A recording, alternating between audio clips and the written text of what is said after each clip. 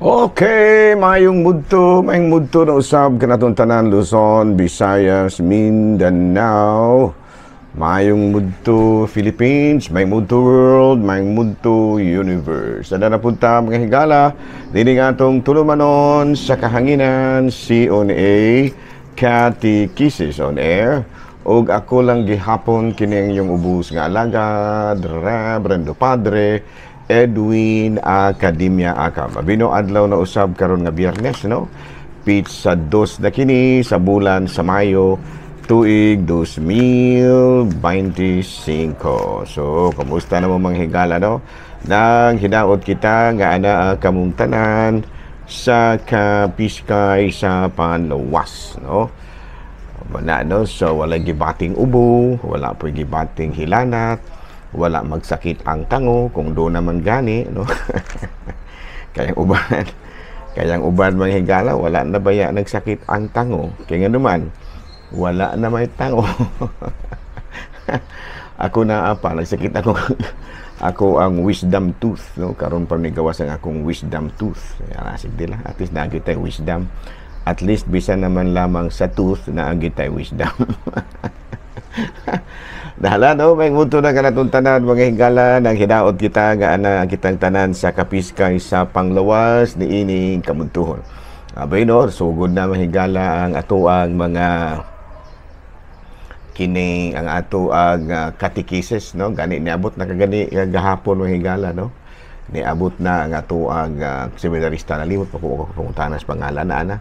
Sugod na diri na sa tagahimalalod ni ako ang katekista mahigala atong katekista karon diri sa kining ayungon tagahimalalod kini siya o medyo buutan sa ning bata maklaro na nimo sa iyahang mga pamurma, no? Mga seminarista mga buutan maginagamay man ang pagka-train diri sa ato ang mga formators diri sa seminaryo. Nahala, no? Maing mudto na kanatong tanan, ang hinaot kita nga na kitang tanan sa kapiskay sa panglawas. Ato dahil nga timbayaon mahigalag maing mudto ang atong talahorong obispo, Bishop Julito B. Cortez, ang atong station manager, si Father Ramaata. Of course, no? Ang ato usab nga ang ato apod nga kining mga kaparian lukop Kabisayan o Mindanao. Of course, ang akong mga classmates di ginan ako kalimtan mahigala bahalag magkinaunsa ning kalibutan kanang akong mga classmates. Dili ginan nako sila isa ko hikalimtan, no? Father Obing Masyon, si Father Tonton Arnay, si Father Dami Hiramis. So akong mga classmates sa Cebu, no?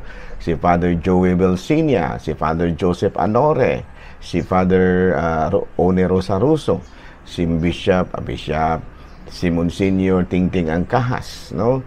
Si Father Rosdel Noel, si Father Peter Necesario, si Father Omen Makusay, si Father Rum Narca, daghan pa kayo mga higala, si Father Kining Glenn Vanson, daghan pa kayo mga higala do nga ako ang mga classmates, no? Nga angay po natong pasalamatan. Pasalamatan. Ug ang akong classmate sa Maasin, no? Si Father Dodong Cordobes o si Father Samuel Papa. Nahala, no? Na ang hinaot ko sa Monsignor Larry Katubig din sa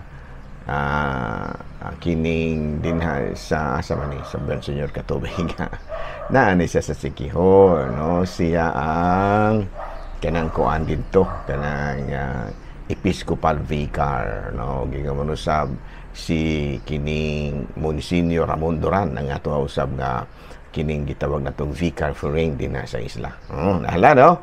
Mayong mudto na kanatong tanan mga higala nang hinaot kita nga ana ang kamong tanan sa kapiskay sa panluwas. Of course, si Monsignor Albert Erasmo Bocol, no? Kumusta og si Monsignor kining Marino Ibo, mga kuan na mga higala mga buutan ng mga lalaki. Ayan. Mga lalaki, mga matod pa balaan. Ako raman siguro dili balaan ini nila. Dili pa dili, oy, badaan sad ka, oy. O gani, no? Hala, no, may muto na kanatong tanan mga higala. Aniya kita nga lagi mayo na sugod na mga katikisim nato mga higala. Binuari na ta sa ato ang kining gitawag na itong CBCP News, ari kita sa Vatican, no? 135 ka mga kardinales kansang pangidaron wala pa niabot og 80 anyos ang mopili sa bag-o niya nga Santo Papa, no? Sa 2025 conclave adunay matud pa 135 ka mga kardinales tibuok kalibutan ang mopili sa bag-o niya nga Santo Papa. O nanyo niya malipayon kitag dako mahigala nga aduna kitay tutulok ka mga kardinales nga moapil sa maong 135 ka kardinal. Ug sila walay lain kung dili si Cardinal Chito Tagle, Cardinal Jose Advincula ug si Cardinal Pablo Virgilio David. Ayan, no? So lipayon kita niya na mahigala. Sa Vatican gihapon maghigala, popes urge young people to prepare properly for marriage and commit themselves to a love that lasts a lifetime. No, mo kana ang panapus nga mga matud pa pagpanudlo sa tong talahurong Santo Papa nga may biya na niining kalibutan, no, si Pope Francis, no, unya matud pa niya ang mga batan-on giawhag niya nga mangandam gyud alang sa kasal, no, nga aron nga makakumit gyud sila nga maghigugmaay hangtod sa kahangturan, no. Muna pamahamangno sa ato ang muna nga ato gyung andamon manghigala nga atong mga kining atong mga seminar, no, kining mga pre-kana seminar ato gining matud pa tagaan og emphasis diha mismo sa ato ang tagsa ka mga parokya. Hala, no, mo ganito mga balitang simbahanon. Kumusta naman mo din na mga kaigsuunan na to Lukop, Kabisayan ug Mindanao.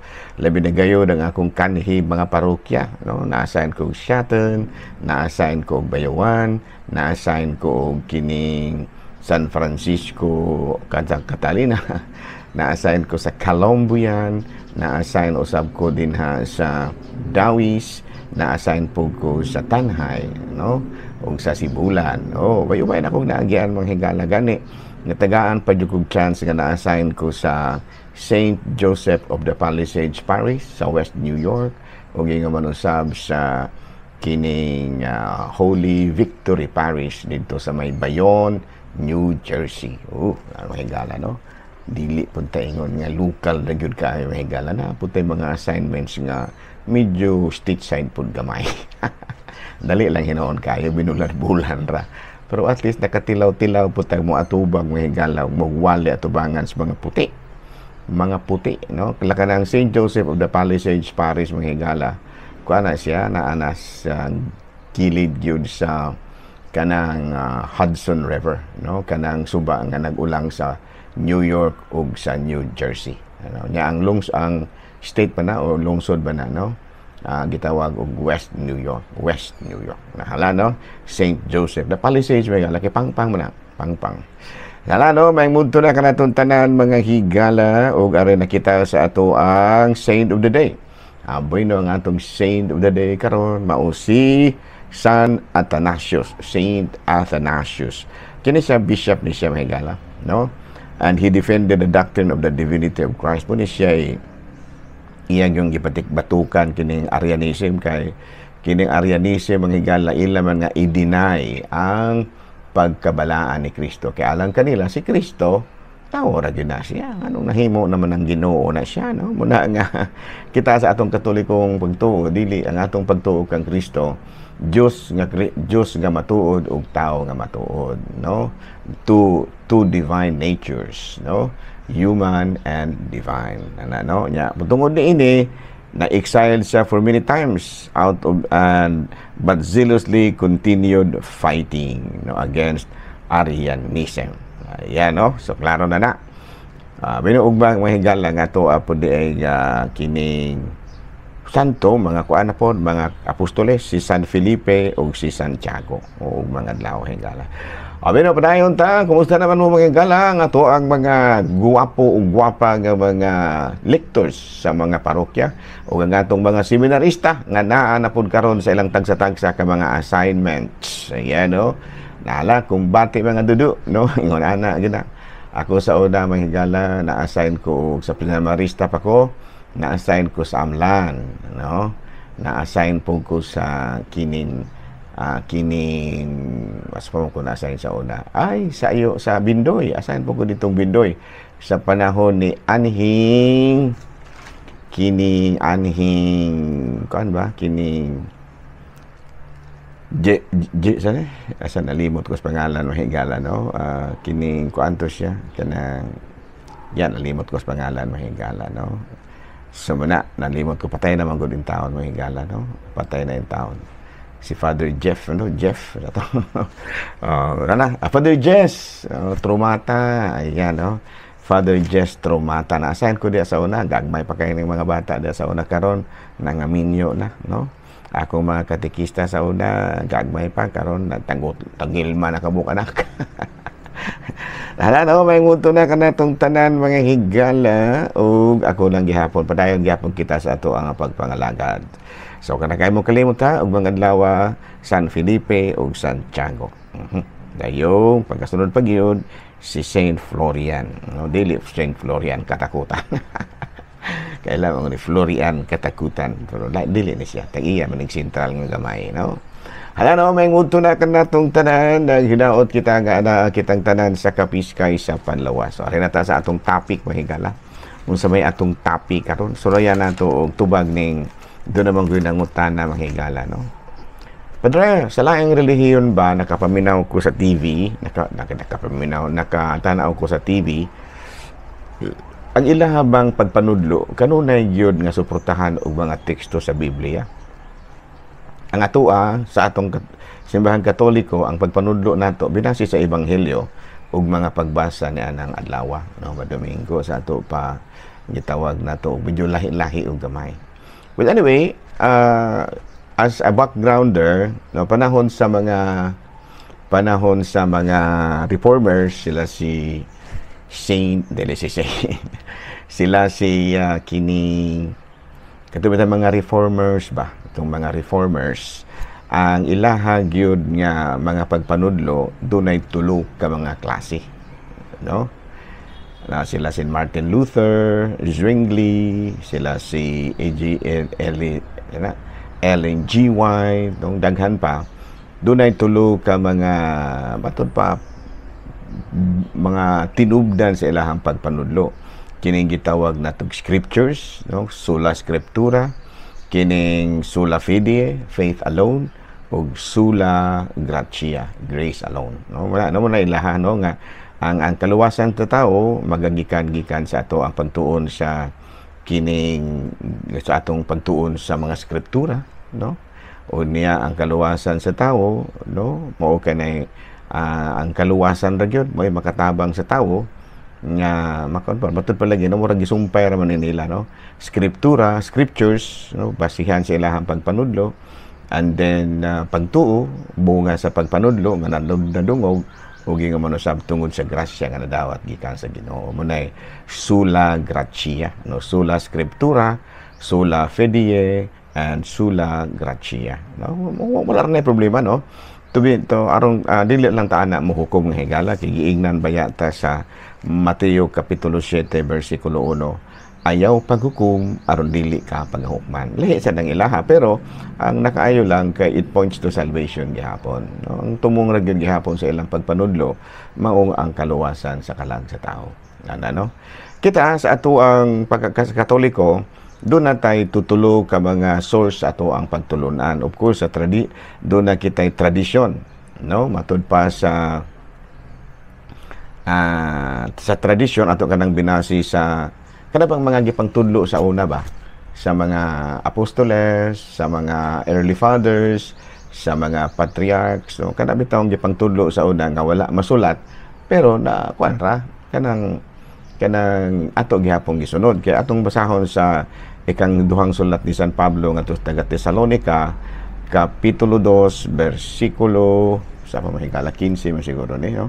Bersikulo 15 kini nagkanayon, no? Ato sa tanawon i-check sa nato diri sa kuan mahigala, ang atong source kini nagkanayon, stand firm to the traditions which you have heard nga gitudlo kaninyo sa simbahan, whether by word of mouth or by letter.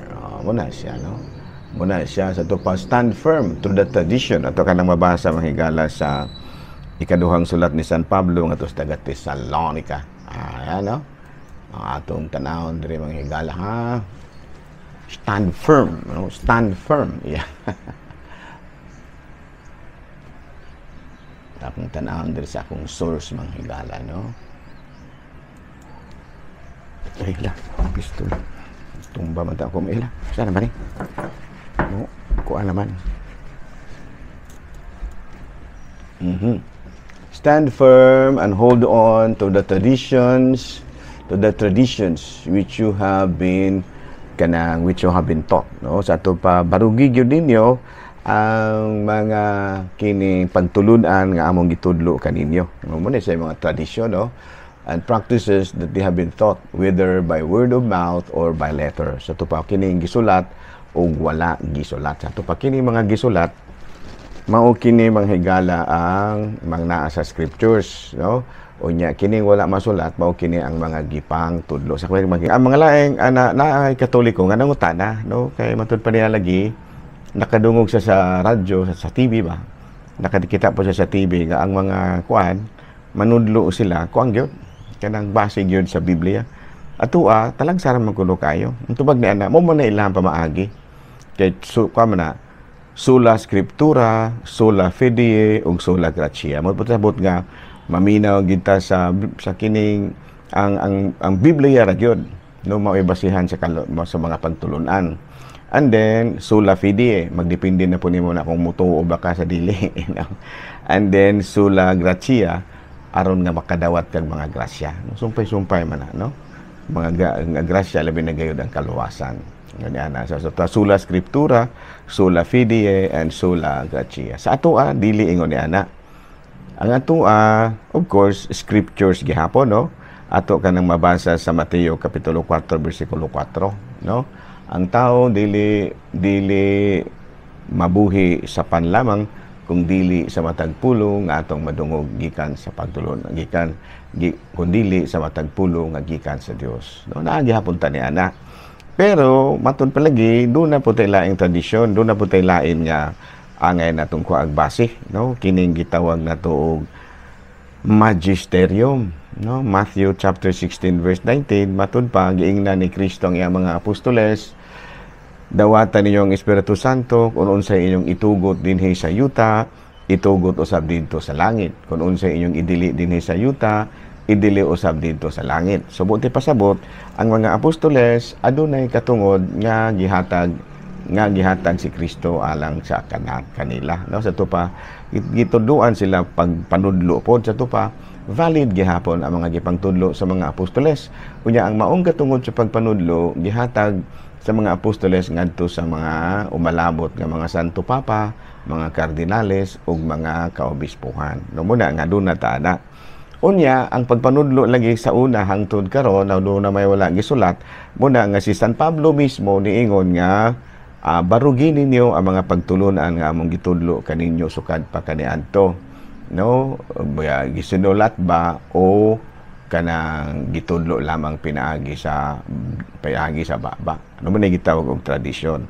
So kana siya balido sa da, no? Kay binasi man pud nato sa mga pagtulunan ni Kristo ang scriptures, of course, ang magisterium, ang katungod sa pagpanudlo sa mga apostoles nga napasa sa mga kining kaobispuhan, mga kardinales o kining gitawag natong mga gipangtudlo nila, no, nga wala masulat sa Biblia pero valid gihapon kay ang source gikan man sa mga persons of authority. No, dili man na pwede nga abi kay wala sa Biblia dili na valid, kay mavalid man jud na siya kay aduna may katungod ang nagtudlo. Nga muna ang hangtod karon na gihapon ta na. Unya matud palagi ang sa mga laing relihiyon sola scriptura, sola fide, sola gratia. Sa pasabot nga ang tinubdan gyud sa kining ilahang pagtuo mao ang Biblia. Unya pinaagi sa ilang pagkadungog sa Biblia, mas mayo nga ila gyud kining tuuhan. So sola fide aron nga madawat gyud ang mga grasya, sola gratia. Sa ko na ginaingon aron malikayan nga mahimo kitang to avoid being judgmental, kay matud palagi sa Matthew chapter 7 verse 1, don't judge so that you will not be judged, no? Muna, no? So muna nga di lang kita mo hukom, o kita kapila na tagi panghukman ang mga tao. no, pero dili lamang gyud tapon mohukom parehas nila, no, muna ano nga kita daghang kayo makadungog tag istorya yan sa gikan sa sa kinabitang ilahang mga teachings. Puros yun in taon nga doon naging mga punto nga murag gisaway kita kay wala man gud kuno kita magsubay sa Biblia. Ang tubag ni ana nagsubay biya gihapon ta, no, nga naman tungod kay matud pa sa atoa kanang ang atong gipangtudlo binasi lagi sa tulo ka mga gitawag nato og tinubdan magisterium kanang gitudlo sa mga kaopisbuhan, mga Santo Papa og scriptures gikan sa Biblia ug sa mga gitudlo sa mga kaobispuhan nga wala na masulat. Kaya kung atong basahon sa pero ay di na kita nga balaka kay kung atong basahon sa unang sulat ni San Pablo nga taga Corinto kapitulo 10 bersikulo 31 bisag so whether you eat or drink or whatever you do it to the glory of God, no, sa ato pa kung ato nang binisayon mahigala sa inyong pagkaon o sa inyong pag-inom o sa bisan unsa nga inyong gihimo buhata kana alang sa kahimayaan sa Dios. Ato pa kay ang tanan natong gihimo ara man na sa kahimayaan sa Dios, no, kanang ato ang mga procession aron himayaon ang Dios, kanang atong misa, kanang atong pagrosaryo, tanan man na Dios man gyud may atong gikuhaag moy atong gialagaran ana. So dili ta angay nga mabalaka ko kaduna may uban in taon nga tungod kay Bible based man lagi sila, tanan yun kinahanglan nga Bible jud kuno tanan. Tubag ni ana dili or daw nagiingon nga so whatever you eat or drink or whatever you do it to the glory of God. So pa ko nang imuhang mga gipanghimo alang gyud sa kahimayaan sa Dios dili ka nga balaka, no, ana siya, no. So again sa ako na ginaingon dili kita angay maghukom kita sigehan gyud ang gihukman kay matud palagi kada lingi Bible man gyud dayon nya kita pangutanon dayon tawo nga pa maglisod po tag tubag dayon kay wala pa dili lagi ingon ni anang atong tinudloan, no, kanang imong giingon nga nakapaminaw ka nga nanudlo kita wala dili jud binasi pirmi sa Biblia tinud jud kanang matimpo sa maghumili ang pari, no, kuan ra man na kanang ang gikuhaan niya base ang Bible readings man anang adlaw. First reading, Salmo, second reading o gospel. Di ara kita dapit, dili ta magbalhin-balhin. Sila balhin-balhin sila, kita di ara ta mo focus. Pero matud palagi sa unang sulat ni San Pablo ngadto sa taga Corinto kapitulo 10 bersikulo 31, we will do it to the glory of God. Atong gipanudlo. So to dili lagi punta na mga wagtang. Unya binasi sa magisterium, binaagi sa scriptures ug binasi sa tradition. Ug sa katungod sa pagpanudlo. Ingon ni ana, no. Mga laing relihiyon ako sa akong ginaingon, dili lagi ta manghukom lamang, no. Although nga kita kanunay gitang gipanghukman pero di lang ta mobalos. Di lang ta mobalos nga muna mo na ato po sila pong hukman. Ayaw, dili ta maayong manghukom kay niingon baya si Kristo sa Mateo kapitulo 7 bersikulo 1, ayaw paghukom aron dili ka hukman. Sige na padayon ra mo din ha no mga laing relihiyon kay ang Ginoo ra man lagi mo ay magbuot mo ay maghukom kung unsa man gani gyud, no, unsa man gani. So muna ha. So kanang imong giingon nga kuan lagi mo na ang tinod man gyud na, no, labi na gyud kung sa misa dili kita magbalhin-balhin og Bible text. Ara na gyud ta mo stick ra gyud ta sa pero na mga seminar, no, kana nila sa Bu Sanchez o kana daghan pang mga gitawag na tog lay preachers, no, kana sila mo gamit na sila pag ingon ana nga mga style labi na ning mga kuan kini bitawng mga renewal movements, no, ang gigamit nila ingon ni ana mura og kanang yun ana gyud ang style, although nga Katoliko sila pero yun ana nga style, pero kaming mga pare dili laban na gyud ko Domingo mo base gyud mi sa readings na ng adlaw ug sa gospel na ng adlaw.